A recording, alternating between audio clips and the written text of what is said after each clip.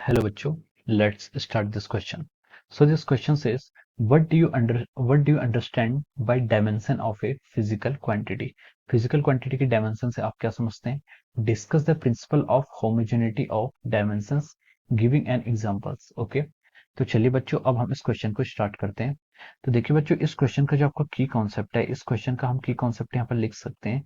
इस क्वेश्चन में हमें क्या बताना है कि पहले तो हमें बताना है कि आप डायमेंशन से क्या समझते हैं, और फिर डिस्कस करना है कि principal of homogeneity of dimensions क्या है विद एग्जांपल। ठीक है, तो इसका जो हम की कॉन्सेप्ट है हम लिख सकते हैं dimension and homogeneity principle. Dimension and homogeneity principle, ठीक है। ये दो चीजें हमें यहाँ पर क्या करनी है, स्टेट करनी है। तो चलिए अब हम इस क्वेश्चन को क्या करते हैं, आगे फर्दर प्रोसीड करते हैं। तो देखिए, आपका सबसे पहले हमने लिखा है डायमेंशन। तो डायमेंशन होता क्या है, ठीक है। देखिए, डायमेंशंस होता है कोई भी फिजिकल क्वांटिटी अगर जो फंडामेंटल यूनिट्स पर उनकी डिपेंडेंसी कैसी है, ये चेक करने के लिए हम उनकी डायमेंशंस देखते हैं। ठीक है, जैसे मैं बोलूं कि x कोई आपकी फिजिकल क्वांटिटी है, मैं जानना चाहता हूं कि अगर ये आपकी फंडामेंटल यूनिट्स क्या होती है, आपकी मास होती है, मास पे क्या डिपेंडेंसी है, लेंथ होती है, लेंथ पर क्या डिपेंडेंसी है, टाइम होती है, टाइम पर क्या डिपेंडेंसी। तो इन सब जो फंडामेंटल यूनिट्स हैं, ऐसी 7 फंडामेंटल यूनिट्स होती हैं, लेकिन मोस्ट जो आपकी बेसिक होती हैं जनरल, वो ये 3 होती है। ठीक है, तो इनकी जो डिपेंडेंस है किसी भी फिजिकल रिलेशन की या फिर कोई भी फिजिकल क्वांटिटी की, जो फंडामेंटल यूनिट्स पर जो डिपेंडेंसी होती है वो क्या कहलाती है, इसकी डायमेंशंस कहलाती है। क्या कहलाती है, डायमेंशंस कहलाती है। या फिर हम ये भी कह सकते हैं कि मास, लेंथ और टाइम की जो पावर्स होती हैं, this gives the dimension of a physical quantity. ठीक है, किस पावर पर, रेस टू द पावर, जैसे यहाँ पर मास की पावर ए है, लेंथ की पावर बी है, टाइम की पावर सी है। तो जो एबीसी की जो वैल्यूज होती हैं, इनको भी हम क्या बोलते हैं, ये हमारी डायमेंशंस को कैलकुलेट करती है। ठीक है, so this is the basic definitions of the dimension of a physical quantity। किसी भी फिजिकल क्वांटिटी की डायमेंशन वो होती है जो हमारी मास, लेंथ और टाइम के बीच में एक रिलेशन बनाती है और हमें क्या करती है, उनके बीच के रिलेशन को एस्टेब्लिश करती है। This is the dimension of a physical quantity.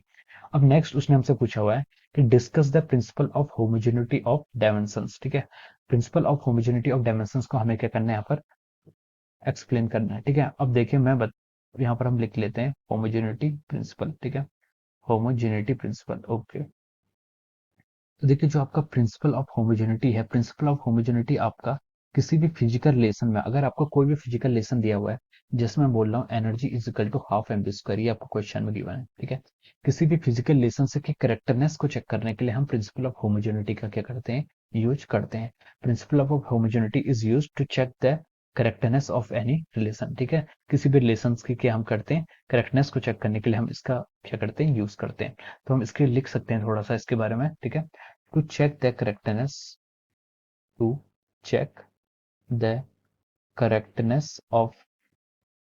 check the correctness of a physical relation या फिर physical quantity, कुछ भी लिख सकते हैं।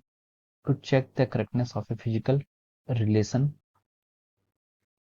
we use we use homogeneity principle। हम क्या करते हैं, आपका होमोजेनिटी प्रिंसिपल का क्या करते हैं, यूज करते हैं। Okay, so this is the basic. तो ये क्या आपका बेसिक क्या होता है, किसके लिए हम यूज करते हैं, ये मैंने आपको बता दिया। ठीक है, कि हमें क्या करना होता है, हमें जो चेक करने के लिए किसी भी रिलेशन को हम इसका यूज करते हैं। ठीक है, जैसे मैं बोलता हूँ आपकी एक एग्जांपल के साथ हमें समझाना है यहाँ पर। अब मैं इसका एक एग्जांपल लेता हूँ। ठीक है, अब मैं इसका एग्जांपल ले रहा हूँ, जैसे कि हाँ, तो देखिए आपका displacement S is equal to, आपकी इक्वेशन होती है UT plus half A T square. This is one of the equation. ठीक है, ये आपकी क्या है, इक्वेशन आती है। ठीक है, कांस्टेंट एक्सेलरेशन पे। तो देखिए, ये आपका S is equal to U T plus half A T square है। एस की डायमेंशन क्या है, अगर हम इसको करेक्टनेस को चेक करें, लिमिट डायमेंशन ऑफ एस। ठीक है, अगर हमें यहाँ पर क्या निकालनी है, डायमेंशन निकालनी है, तो अगर हम क्या निकाल रहे हैं यहाँ पर डायमेंशन इसकी चेक करें, तो हम लिख सकते हैं, देखिए dimension of S is equal to dimension of UT होनी चाहिए और dimension of half A T square के इक्वल होनी चाहिए। ठीक है, तो देखिए वही quantity, only those physical quantities can be added जिनकी फिजिकल डायमेंशंस क्या होनी चाहिए, सेम होनी चाहिए, और उन वो क्या होना चाहिए, वो फिजिकल क्वांटिटीज भी सेम होनी चाहिए। ठीक है, तो देखिए ये है S is equal to UT plus half A T square. तो देखिए जो एस की डायमेंशन होगी, वही डायमेंशन आपकी क्या होगी, यूटी की भी होगी, और सेम डायमेंशन आपकी हाफ ए टी स्क्वायर की भी होनी चाहिए। तभी ये यूनिट क्या है, ये क्या आपकी नेसेसरी कंडीशन है, सफिशिएंट कंडीशन नहीं है। ठीक है, तो लेकिन नेसेसरी है, तो ये डायमेंशंस आपकी क्या होनी चाहिए, सेम होनी चाहिए। अब डायमेंशन ऑफ एस, एस की डायमेंशन क्या होती है, एस की आपका लेंथ है, तो डायमेंशन ऑफ एस का हम बोल सकते हैं लेंथ। ठीक है, इसकी डायमेंशन क्या होगी, लेंथ। तो हम लिख सकते हैं m0 l1 T zero, this is the dimension of our left hand side. ठीक है, अब राइट हैंड साइड में पहली टर्म आई है यूटी।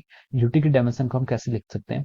यूटी आपका आता है यहाँ से एल, यूटी क्या होता है, यू क्या आपका इनिशियल वेलोसिटी और टी क्या टाइम। वेलोसिटी की डायमेंशन क्या होती है, L T minus one, time की डायमेंशन क्या होगी, टी। ओके, अब हम आगे प्रोसीड करते हैं, dimension of half A T square.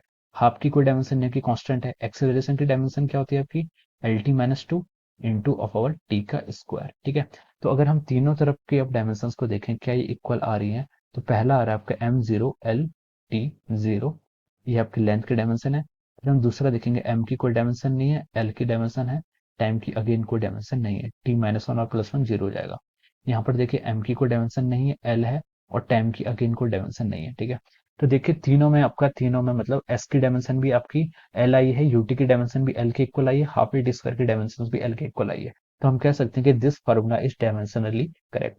तो प्रिंसिपल ऑफ होमोजेनिटी क्या करता है, it helps us to check the correctness of a physical relation.